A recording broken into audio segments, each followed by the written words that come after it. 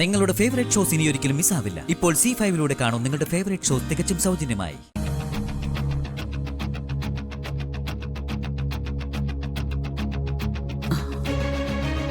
രുക്മിണിയമ്മേ, എന്ത് വേണം? ഞങ്ങൾക്ക് അല്പം സംസാരിക്കാനുണ്ട്. ആ, കൊറേയൊക്കെ സംസാരിച്ചു കഴിഞ്ഞതല്ലേ? കാര്യങ്ങളൊക്കെ ഞാൻ പറഞ്ഞതാണല്ലോ. അതെ, എന്നാലും ഒന്നുകൂടി. ഞാൻ ഇത്തിരി തിരക്കിലാണെന്ന് കണ്ടില്ലേ? രുക്മിണിയമ്മ, എത്ര വേണമെങ്കിലും തിരക്ക് കൂട്ടിക്കോ. ഈ തിരക്ക് കഴിഞ്ഞിട്ട് സംസാരിച്ചാ മതി. ഞങ്ങൾക്കൊരു തിരക്കുമില്ല. ആ, എന്നാലും അങ്ങോട്ട് ഇരിക്കേ. അല്ല, എന്താ പറയാനുള്ളത്? ശ്രീയുടെയും ഹരീഷിന്റെയും കാര്യത്തില് ഒരു തീരുമാനം ഉണ്ടാവണം. തീരുമാനം ഞാൻ പറഞ്ഞിരുന്നല്ലോ. എന്റെ സ്റ്റാറ്റസിന് ചേർന്ന ഒരു ബന്ധം, അതിലൊരു വിട്ടുവീഴ്ചയില്ല. പിന്നെ സ്റ്റാറ്റസ് എന്ന് പറയുമ്പോ പണ്ട് തറവാട്ടിൽ ആനയുണ്ടായിരുന്നു, കുടുംബത്തിൽ കളക്ടർ ഉണ്ടായിരുന്നു, മന്ത്രിയുടെ PA ആണ് എന്നൊക്കെ പറഞ്ഞാൽ തീരില്ല. പണം, പണമാണ് സ്റ്റാറ്റസ് നിശ്ചയിക്കുന്നത്.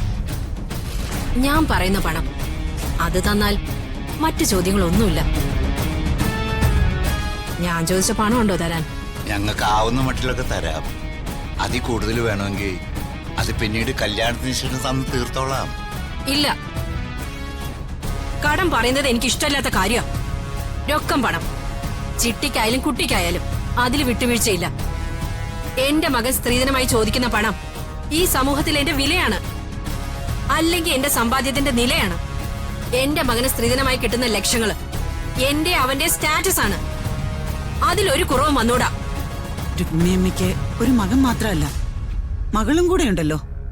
ഇങ്ങനൊരു സാഹചര്യം അവൾക്കാണ് വന്നതെങ്കില്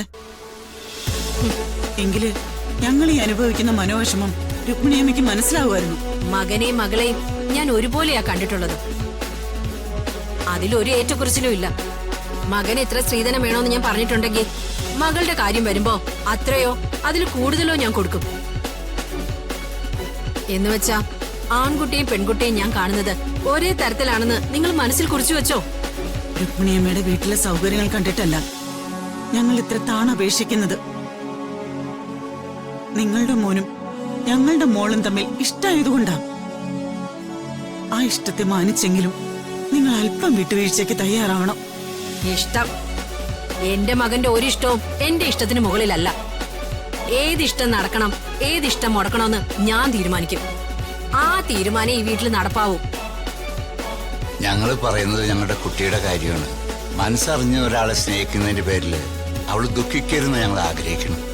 അവള് ദുഃഖിക്കാതിരിക്കാൻ നിങ്ങൾ ഒന്ന് ചെയ്താൽ മതി. ഞാൻ ആവശ്യപ്പെട്ട പണം നിങ്ങൾ ഉണ്ടാക്കണം. അതുണ്ടായാൽ പിന്നെ ഈ പറഞ്ഞ ദുഃഖത്തിന് ഇടയുണ്ടാവില്ലല്ലോ. കഴിയുന്നത്ര പണം ഞങ്ങൾ ഉണ്ടാക്കാം.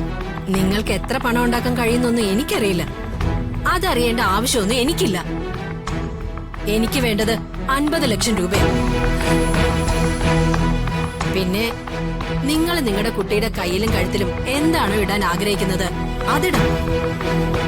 ഇതിൽ കുറഞ്ഞതൊന്നും ചിന്തിക്കണ്ട, നടക്കില്ല. ഡൗൺലോഡ് ചെയ്യൂ C5 ആപ്പ്. കാണൂ എല്ലാ എപ്പിസോഡുകളും സൗജന്യമായി.